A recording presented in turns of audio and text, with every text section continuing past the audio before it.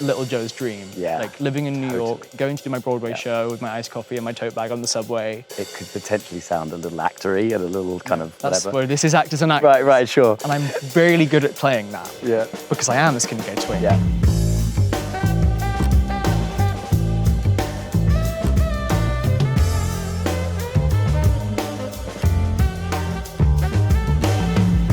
Are you ready? I'm ready. All right, here we go. So, do you remember the last time? Not because we met twice. Yeah. But do you remember where the last time was? It was in the queue for Soarin' at Disneyland. Wait, what was the ride? Soarin' around the world. Oh, okay, I couldn't remember the name of the ride. I just remember your son was wearing a Daredevil t-shirt and it was the cutest thing I've ever seen. That's right. So sweet. That's right, and his little legs on the, when we set him up there.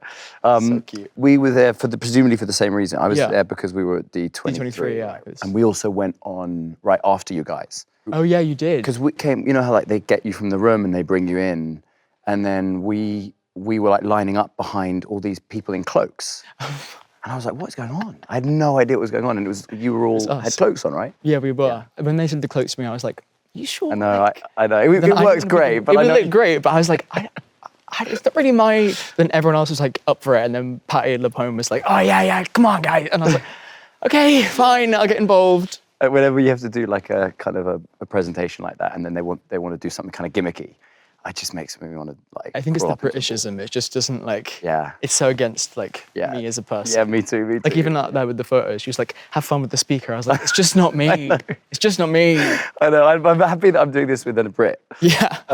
So did you watch a few of these? I watched just because the Broadway one just came out, so this morning I watched Sarah Snook and Kieran Culkin. Oh, cool. I watched Patty LaPone, George Clooney. Yeah. I texted Patty to say I was doing it with you. And I love Patty. She was like, oh my God, send her my love. Yeah, I live outside New York. I live in Connecticut, and she's our neighbour. Yeah. Great neighbour to have. Yeah, amazing, yeah. She said that she was jealous that I was doing it with you and not her. Oh, that's so sweet, yeah. She's what an icon. I watched a bunch, and there's a bit at the beginning where I feel like there's often a need for both people to say how brilliant the other person is. I was like, we can't do that. It makes me so uncomfortable. Yeah. So we're just skirt over that. Okay, well, it's a good job I don't think you're brilliant. Yeah, exactly. Yeah, you're rubbish. I'm joking. I do think you're brilliant. I remember when I was like, this is gonna age you and me. And I was like, don't you dare. 5. Age you? How and I went to watch Stardust with my mum in the cinema. How old were you? I'm gonna say 5. 2007? I was 4. 3, 4. Maybe it wasn't in the cinema then. I was old enough to remember going to watch it. Wow. As a child. I think it came out in 2007. How old are you when you did that? How do you now? 21. 23, I think. 23 or 24. Wow. Yeah. That's mad. I mean, almost 20 years ago. That's wild. Yeah. Yeah. My kids still haven't seen it. I tried to get them to watch it, and they weren't into it. No? No, they were like, I want to watch something else. Do they like understand that it's you in that, or? I think so. I don't know. They kind of, my daughter's definitely getting to the point where she understands I'm an actor, and she understands what that means. My son thinks I'm a superhero. That's great. Legit. That's the best. Yeah. So, and I FaceTime when I'm in the full thing, which is quite sweet. And the look on his face, he's just, his eyes, just wide.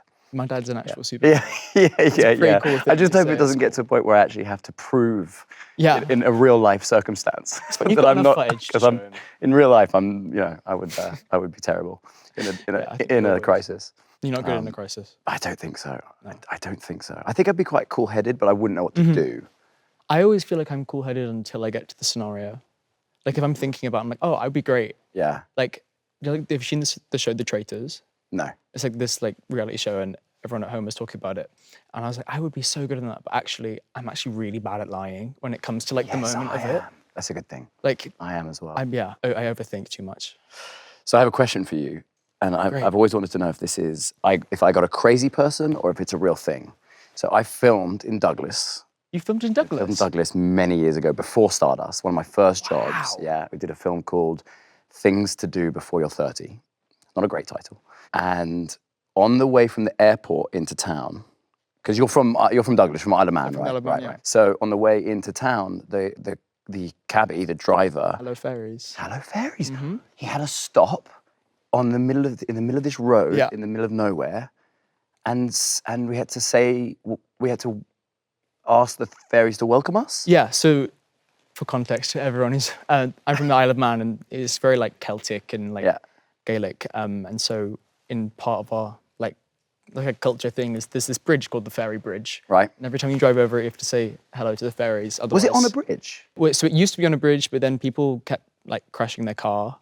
So then, and then Because of the ferries? Yeah, so then like 100 years ago, and it was also like a long time ago. So they weren't even going that fast but they changed it to a new road, which now is no longer a bridge, but it's still Right, because I don't remember being on a bridge. No, but this called the Ferry Bridge, and you have to say. But he was adamant about it. Yeah, He no, took yeah. it very seriously. Like I'll be like driving with my family, and we're like having a conversation, and we stop like mid sentence to say hello ferries, and then you carry on. Really, in the same place? But it's like because How it's so funny. commonplace, you just like Yeah. forget you How do funny. it until someone who's not from the island is there, and they're like, "What are you doing?" Yeah, right. If you're in that Weirdos. car and Yeah. you don't know, it's like bonkers. I mean, at the time, I remember thinking this is insane. Yeah, a lot of things used to film in the Isle of Man, but Yeah. I think the got rid of a tax thing, so now they Yeah. don't anymore. Yeah, I can see that because it's got everything, hasn't it? It's got Mm. beautiful countryside, and then we shot a lot in Douglas itself. Cool. Yeah, I had a good time actually, really good time. Were you at school in Isle of Man? I was at school like even after I got Heartstopper, I was doing my A levels. So I like left school for 4 months to shoot the first season. Then I came back, which was I'd never gotten in trouble at school. I was always like, I was behaved until I came back from Heartstopper, because I've been plucked out of this like kids world and then put into this really adult job where I had responsibility, and I was like, there's a weird thing being so young and being the most powerful person at work. Wow. Like that, like weird. And I was never, I would never like a diva or anything like that. But there's a weird like level of responsibility that puts on you. Yeah. To then go back to school and suddenly being told off for like wearing the wrong jumper or going to the toilet.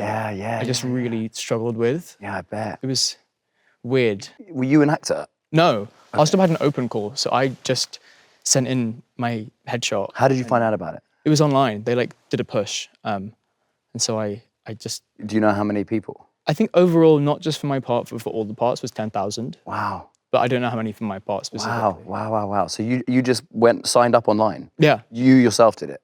Sent in and then. And did like an audition tape or something? Yeah, I did like a tape, and I watched it a few months ago. It's so bad. I bet it's not. I bet when you know how when you watch yourself, it's like Yeah, I it bet was- it's not. I bet it's great. Yeah, it's weird. That was 4 years ago. Wow. And how old were you? Like 17. Wow. So you hadn't finished. You hadn't done your A levels. I didn't finish it.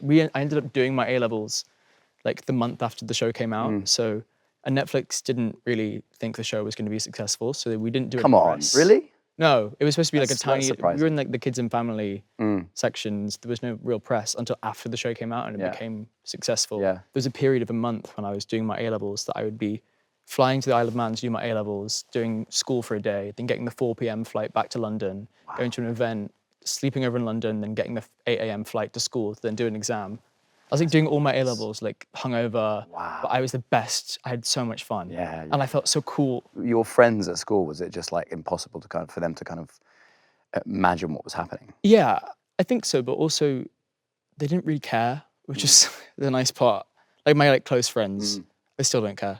Wow, that's is so nice. cool. Happy birthday. Happy birthday.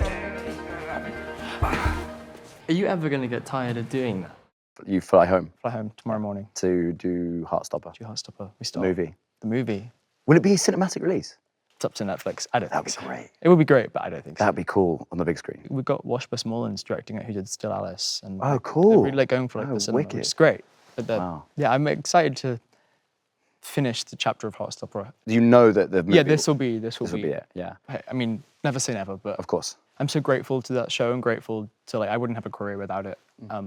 But it feels like it's time to push it off into Yeah. the world and move on in a really nice way. There's something quite strange that happens, and I'm a little embarrassed to say it because it could sound, it could potentially sound a little actory and a little kind of That's whatever. where this is actors and actors. Right, sure. But there is a thing where if you played a character on television, where you've done it over multiple years, rather than a movie where it's probably 6 months at most, when you do finally finish the job, there is a slight kind of weird mourning process for this Yeah. character that you've become very attached to, and you're like, oh, that person will not be part of my life at all anymore. Yeah, it's Little- going to be weird. It's a little painful. It's a little. Yeah. It's a little weird. It's confronting in an odd way because that character doesn't really exist outside of you, but yet It's Yeah. it will probably be emotional. Do you also find that like after playing a character for so long, like I sometimes feel I'm really lazy with Heartstopper because I feel like I'm not doing all like the work that I am. No, I think that's a good thing. It's because I know the character so well. No, I think that's a really good thing. Yeah. Okay, so I have a theory. Sometimes when you watch like the 3rd season or the 4th season of a popular television show, I think, I'm not going to give examples, but I've seen it a lot. Everyone starts doing too much. Yeah. A lot of times the characters become bigger than they ever were. And I think it's because of that, what you just said, exactly that thing, where when you first got the job, you did all this work and you kind of built this character and you went to work and you displayed it. But you get so used to embodying it, embodying that character, that it starts to feel like you're not doing anything. Yeah. And so then you start Doing adding more. to it. Yeah. And then suddenly it becomes this kind of, this character that's almost, starts to become like a caricature. Yeah. So, I've been doing that over 10 Yeah. years. I really try to lean into that. Like, obviously do the work, make Yeah. sure I really have considered the scene work and, what's going on in the story and all of those things. But in general, the more relaxed you can be, the better the work will be. Yeah. So my humble opinion is that acknowledging that is a really good thing. I agree. Yeah. Because for a while, like when we were filming season 3 of Heartstopper, I was like, I felt lazy. So I wasn't. But I was Totally, I like, know then I was like, exactly. I'd have the instincts about it, and then I'd be like, no, you should think about it more before you. I'm like, no, like. Yeah, and Doing this for 4 years, That's like- That's a constant balance throughout my whole career has been like balance between instinct and work. But I think you sound like you're a bit like me insofar as like I'm someone who likes to apply myself. I like to work hard. I like to really kind of give it everything. It kind of can work in opposition to this career because so much of the good work has to come from relaxation and not trying hard. Do you know what I mean? Like if you're trying hard on camera, it doesn't translate well at all. No. So you've got to put the work in at home and then show up and just try not to care at all. Yeah. I think. Seems to be going well for you. Yeah, thanks. Yeah, likewise. If you really want to finish this together, just know that I do not trust you at all. Was there ever a kind of a consideration to go to like a drama school or something like that? I wanted to. Yeah. I mean, you don't need to, obviously, but I'd always planned on, but I had seen so many of my friends from the Isle of Man do that and then end up having to move home because it's just so hard to like sustain a life in London and like afford to live there. And I knew that I had the intelligence to like get a law degree and become a lawyer. And Right. I had a place to study history and politics at King's. oh wow, cool. I didn't end up getting the grades because I was at school for one day a year. But I had the offer. You went to Bristol, Vic? I went to Bristol Vic, yeah. I left school not really knowing what I wanted to do. I'd done acting at school, but as a kind of an extracurricular activity, I didn't really I didn't know any actors, I didn't think of becoming an actor. I just enjoyed it as a kind of, an activity, but enjoyed it enough to think, well, maybe in my gap year, while I'm trying to figure out what I want to do with my life, I was working as a photographer's assistant. The photographer that I was working for, he had a friend who was a casting director. He introduced me to this casting director and he kind of gave me some basic, very simple advice about auditioning and stuff. But then he happened to have something that I could audition for as a trial. And I went and auditioned for him, and I didn't get it. It was a TV show, American TV show, I remember. I didn't get it, but I got down to the last 2. Back then, when you got down to the last round, you have to sign a contract. That's what I did for Agatha. Right. So I had to sign a contract, and I didn't know what to do. So I had to then find an agent who was willing to look over the contract. She's still my agent today. Oh, great. Yeah, I've been with her for all this time. And I didn't get it, but then she continued to put me up for stuff, and I went off and I did a small independent movie with Tom Hardy and Gael Garcia Bernal. I played Tom's brother, and just basically sponged off him the entire time, off both of them, and just tried to learn as much as I could. And then I went to drama school. Interesting. Yeah. What was that like going after you'd already... Well, a bit like what you were saying, a bit like kind of, it was humbling actually. Yeah. I was very young. And I didn't want to go really. I wanted her to say, you don't need to do that. Yeah. You know. When I got in, I called her to say I've been offered a place at Bristol. Really just to tell her that, don't give up on me. Someone sees something here. People pleasing probably. And she was like, I think you should go. And it was a 3-year course. I was like, oh wow, I didn't expect that. And don't they have like a rule that you can't work while you go Yeah, there? they have kind of strict rules and stuff. And then Though I know people who. yeah, and I found it hard. I found it quite confronting. Because you know, I think you want to believe that it's just all raw talent and you just kind of just like you've got it or you haven't, and I don't believe that to be the case. I think there's a craft that you can hone and you can and of course what drama school do, particularly in that first year, is they point out all of your faults, all of the things that you need to work on. Yeah. We talked before we sat down about my posture, you know, being kind of atrocious and stuff like that. And I remember getting the note sloppy S's. I had sloppy S's that I had to work on and stuff. You don't do any like theatre that anyone watches in the first year. It's just learning. It's just classes, and you do a couple of dances for the school to see, but you don't display any work. Mm-hmm. And then the beginning of the second year, your class. There's only 12 of you in a class. You tour the nativity play. And it's a good like introduction to theatre performance and stuff like that. And so, and the school make a lot of money out of it. I'm sure. So they cast me as I was a shepherd, which was one of the good parts, on the last day of term. And me and the other two shepherds got told, with a couple other people, that the only job for us in the summer holidays was to learn to play the recorder, to learn to play the songs, Good King Wenceslas and all of the Christmas Carol songs, on the recorder. And I'm not very musical. On that same day, I got a call from my agent, from Lindy, saying there's an audition for you to do a film version of The Merchant of Venice. And it was the day after we broke up from school. So I went up to London on the train. I did this audition. I learned the sides. Did the audition, and it went really well. And the director said to me, I definitely want you to come back for a recall. I made this kind of decision, I guess, that I was going to learn the recorder once I found out that I didn't have the job. Right. And I kind of blacked out for the rest of the summer. I don't really know what happened. I had multiple recalls, 4 or 5. I don't know how I let it get to this point, but I'm back in Bristol. I haven't heard about this job.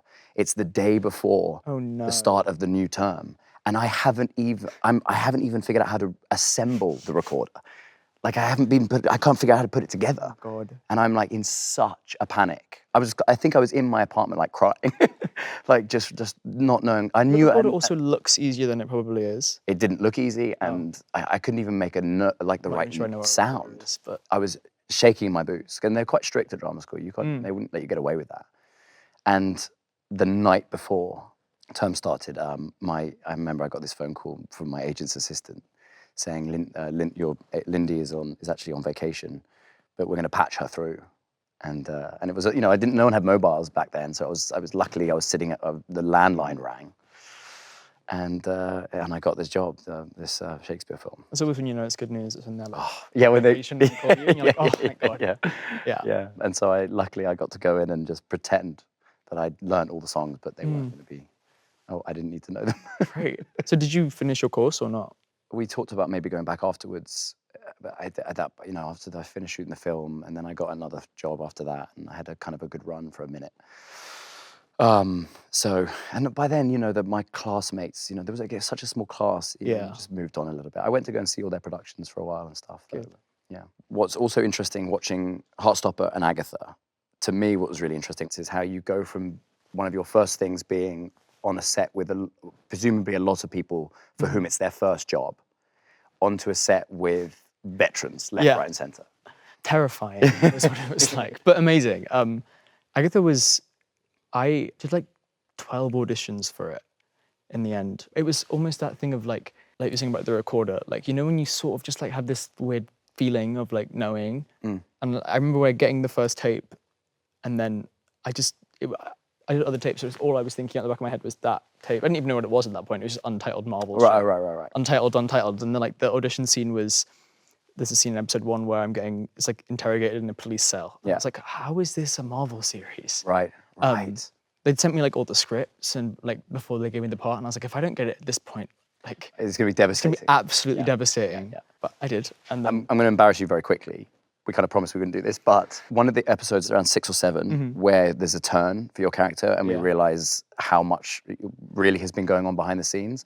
And I thought it was really masterfully handled because you don't telegraph it at all leading up to it. And then suddenly when you kind of own it, you own the kind of the power, and you kind of fully embody, you know, what you've been trying to achieve and who you are underneath it all. it was kind of genuinely shocking, and I thought it was really masterfully handled. Well done. Yeah. Sorry, apologies. No, that's all right. That's all right, thanks. I'll accept it. Okay, good.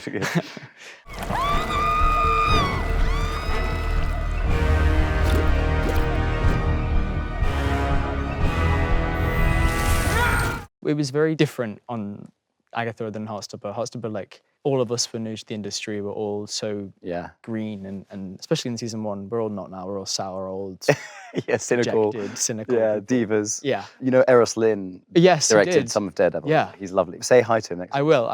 I owe that man so much. Eros Lynn was director of the whole of the first season. The whole of the first season. Yeah. And he's now EP on Is he? the rest of the Yeah, stuff. he's a lovely human. He's so- And what a talent, you know. Yeah, like, I mean- like Daredevil and Yeah, he's done so much. and before he did Daredevil, he did He did some of Broadchurch. Broadchurch. Was it Broadchurch? Yeah. Yeah. Or Happy Valley. He also did some of Sherlock. Like, he's like, Yeah, he's he's been done all around. the. He's great. He'd come back and direct some episodes in like the second season as like second unit stuff, and it was like, oh, that's it. We have to behave. Like, yeah. I don't know. I think we'd all got very comfortable on set. Yeah.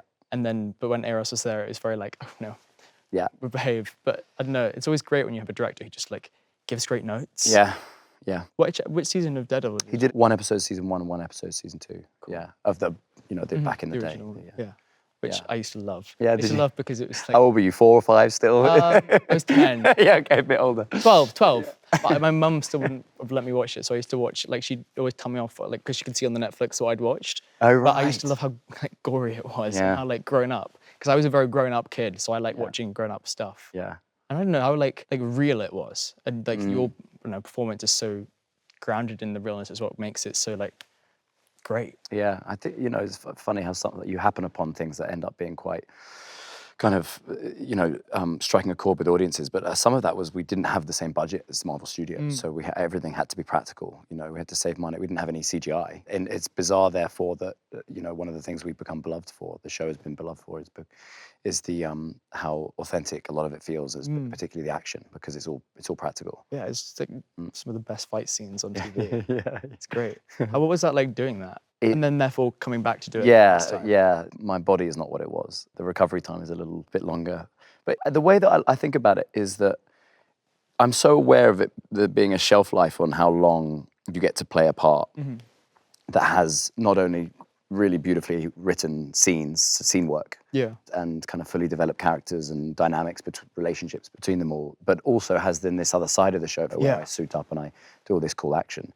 So I'm so grateful, for as long as it lasts, I'm so grateful for it, because I know that it's very rare. Before I did Daredevil, I'd been in the industry and a couple of decades almost. I know how rare it is to get that opportunity to play a part that has so many wonderful things you get to explore and do, and it's hard and it takes its toll on your body. But I would never complain. I'm so grateful for it. When you found out it was coming back, did you think it would, or did you? No, never. Really? I was absolutely shocked. So I was what was convinced. that like reviving? It was the middle of COVID. I was in the garden and my phone rang, and I hadn't heard from anyone from Marvel for 2 years, at least. The last phone call I'd had was, and we're sorry, but the show's been cancelled. And Kevin Feige wasn't involved with the original show because it was Marvel Television, and which was a different studio at the time. So I'd met Kevin, but I had a 2-minute conversation with him when he came to see a play I was in. And then he called me.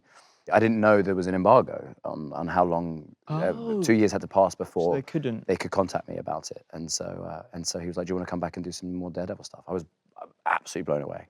Couldn't believe it. Wow. And then I didn't hear anything for like 3 months. So I thought I started to question whether I'd dreamed. That sounds like Marvel. Yeah. I mean, look, the gift that keeps on giving. I was wondering if we could have a little chat.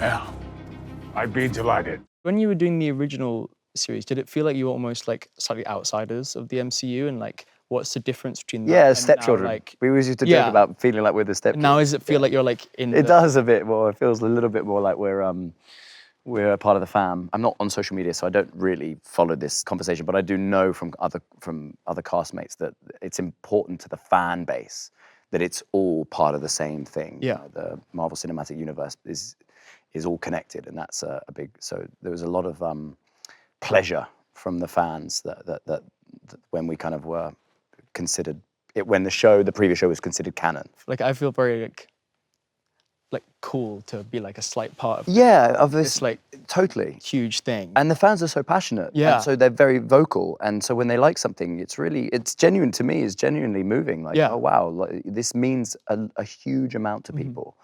And when you get it right, and Agatha was fantastic, you know, it was a really great example of Marvel television getting it right and being so unexpected, as you said when you read that script. When you get it right and the fans are kind of delirious with the final product, I feel tremendously proud. I read that you guys like changed a lot of the new Of Board Again. Yes, so that was kind of a crazy. Yeah. They came up with an idea where it was gonna be more of a kind of a procedural type show. Okay. And it was gonna be 18 episodes. Wow. And we shot 6 of them. And Vincent D'Onofrio, who was the co-lead, plays Wilson Fisk, and I were, I think, respectfully vocal about how unsure we were that it was tonally working, going in the right direction. And trying to be good soldiers about it and trying to be give it its best shot, but it didn't feel like it was quite right. And it felt like we were starting to alienate some of the elements that had made the show successful in the first place, which is probably not a good thing. And then the strikes happened, the writers and actors strikes. And for us, that ended up being a massive blessing in disguise, despite it being obviously terrible for so many people and so much of the industry. For our show, it was a lucky break because it gave the producers time to watch those 6 episodes. And when we came back, it was completely revamped. They moved those 6 to the middle of a season. They cut the order down to 9. They rewrote a pilot and 2 finale episodes, and then they added scenes to kind of serialize the whole thing and take it back to closer towards what. Yeah, because it feels like a revitalized version of Yes, but how they did that, like Dario Scarpone, our showrunner, and Sana Amanat, one of the producers who's on the ground, how they took that material and Frankensteined it together, I will never know. Yeah, you would never know that it's not. It really was extraordinary how they did that. Yeah. So cool. I was genuinely worried. Considering you've tried to kill me a few times over the years. As you have. No.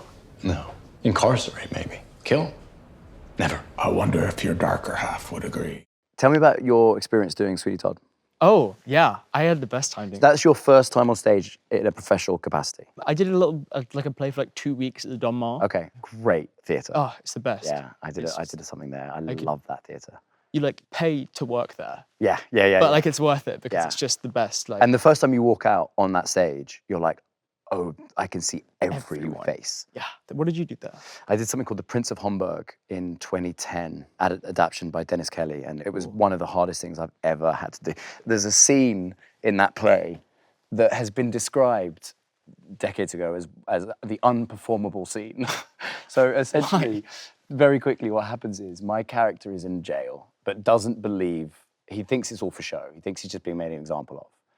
And his best friend comes to tell him, no, you're wrong, they are gonna kill you. And he's like, he walks off the stage going, no, they won't. It's fine. My dad is never gonna let that happen. He's like the emperor kind of thing. I walk off stage, there's a half a page scene between 2 other characters, and then I walk on stage and I have bloody hands and a bit of mud, and I'm literally like screaming and crying. So what's meant to have happened in the half a page off stage, I've walked to go and speak to my father, and I've seen them digging my grave, and I've believed it. But the audience don't know that. So they see me going, don't worry, there's no problem, and then come on like, and in the Dunbar, as you say, you see everyone's face. Yeah. So I would come on, and you have to go big. You can't. There's no middle ground. Yeah. So you have to come and go like this, and I would walk on, and I would see people, often my friends. They'd see me come on, and their reaction would be like, you know, like the reaction of someone's like, oh, this is too big. This is a bit too big of a choice. Wow, he's really. Certainly matinees, like a Wednesday matinee. I'd be like, I don't want to do this. I don't know how to do this. But it was a great learning experience. Then you did something with Jamie Lloyd on Broadway, didn't you? I've done 2 things with Jamie. Cool. Only one on Broadway. I've done 2 Harold Pinter plays. So I did The Lover in the Collection when Stardust was coming out back in 2007. And Harold Pinter was part of that production. Wow. So he was in rehearsals, he was kind of giving us notes, he would take us out to dinner. And then he died, sadly, shortly after that. Wow. So when they were doing the 10-year anniversary of some of his great plays, I think that's one of the reasons they asked me to come and do Betrayal. So we did it in the West End and then Broadway with Tom Hiddleston, who, of course, is Loki in the Marvel Cinematic Universe. So it's all Everyone's connected in some way. Yeah. Were you nervous to go on stage? I was, because I did Sweeney Todd on Broadway last year, and I remember getting sent the audition, and my agent was like, I'm not sure you should do this, because like, I don't think he knew that I A, could sing, or B, like... You sing in Agatha. You sing beautifully in Agatha, right? Thank you, thanks. Yeah. And then my agent was like, oh, I'm not sure you should do this. And then I heard rumours that Sutton Foster was going in to Sweeney Todd, and I was like, it's very different if I'm taking over and Sutton Foster's also going in. Right. And then like I did my audition for Alex Lacamoire, who is the most incredibly talented musician, and like he has an ear for music that I've never ever seen in anyone else. I'd sing a note and he'd be like, "You're flat." I was like, "No, I don't think I am. I'm not flat." He'd be like, "No, you are." And he'd play the note and I'd sing. He's like, "You're still flat." Wow. But it was an amazing experience, and it was really terrifying. But I think I did it to like prove to myself that I could, and to other people as well. Yeah. Theatre is something that I like. That's what I grew up loving acting in. Musical theatre specifically? Yeah, the Isle of Man has a weirdly like high caliber am-dram scene. I buy that. And like this gorgeous theatre, there's like this Frank Matcham Victorian theatre called the Gaiety Theatre. So I just grew up there doing every show that I could. So it was very full circle. Like one of my like key memories of Sweeney Todd would be like getting the subway up to work with my iced coffee, my tote bag on on Broadway, right? On Broadway, yeah. I was like, this is like little Joe's dream. Yeah. Like living in New York, going to do my Broadway show with my iced coffee and my tote bag on the subway, like listening to music. The Luntfontein. Yeah. I know. I had the same experience, like multiple pinch myself moments. Of getting in the subway, getting into the theatre, on Broadway. It's like dreams come true. Yeah. It's unbelievable. I never, ever thought in a million years. No. So the first few times I went on stage, I was absolutely shitting myself. It's terrifying. Terrifying. There's no like safety barrier. The first play I did with Jamie was the first time on the West End. My entrance was I'm carrying tea, right? Like a tea set, because I'm serving tea. And I come in, the first 2 weeks, as soon as I would walk on, all you could hear was because I was trying to find furniture. If I could lean the tray up against something, it would stop shaking. So and then I'd wait and say my line, and then move on until I could set it down. Oh, bless. And then also, when 900 people can know how nervous you are, it makes it so much worse. I think by the end of Sweeney, I was like, oh, I'm not nervous anymore. But for a long time, it was hard. Are you a corpser? I am. Yeah. There was one show in Sweeney. I'm so bad. I'm awful. I'm so bad. So for anyone who doesn't know, a corpser is laughing when you laugh at the wrong time. At the wrong moment, yeah. Because someone makes a mistake and you can't hold it together, yeah. We had a showstop right at the end of Sweeney Todd, and we're all singing like the final ballad of Sweeney Todd, and we're all facing the audience, like really like smooth faces, and like the show stops. And then I like relaxed. I was like, oh, show stopped. They're gonna tell us to get off stage.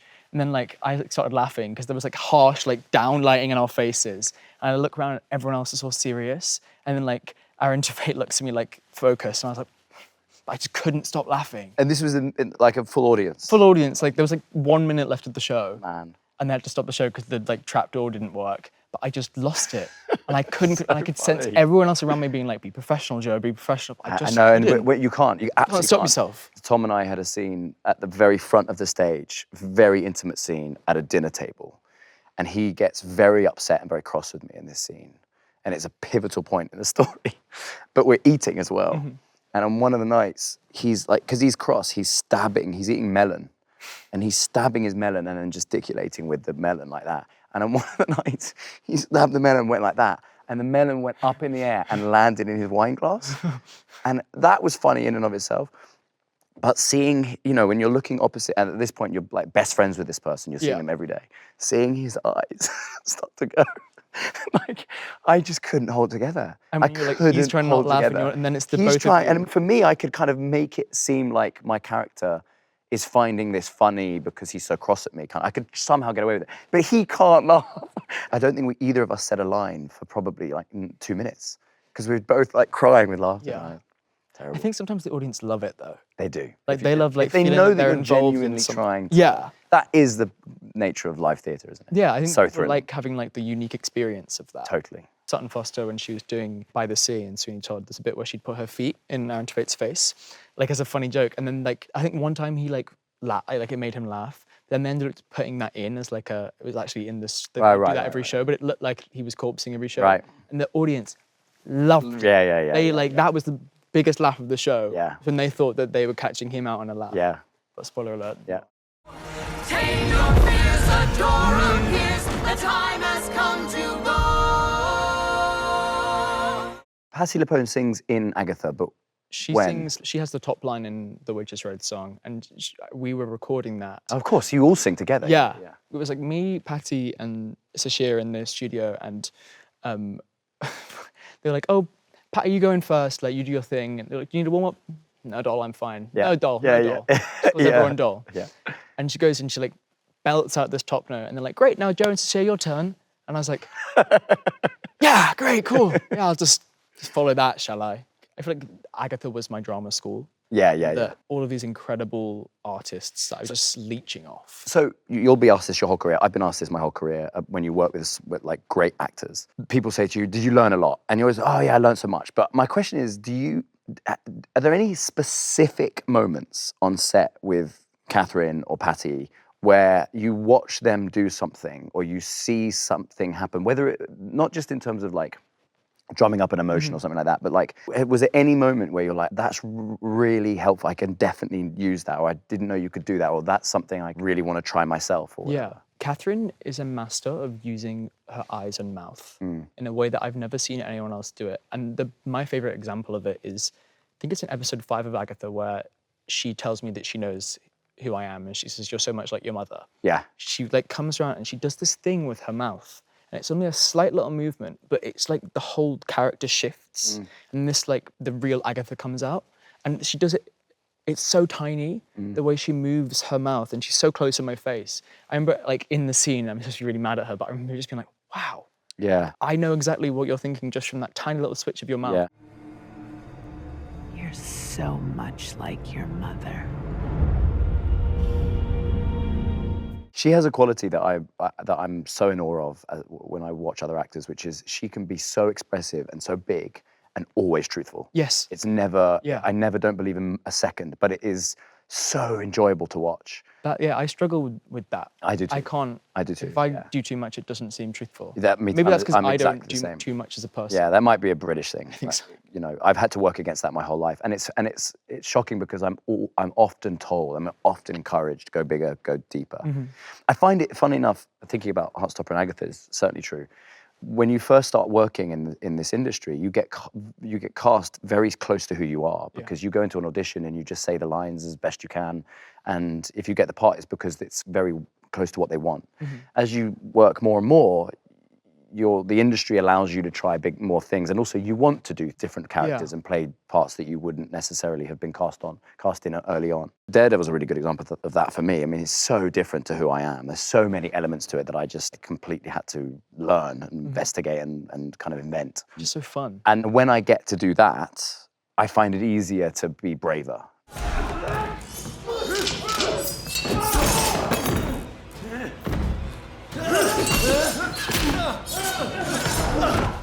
I'm naturally very attracted to subtle, quiet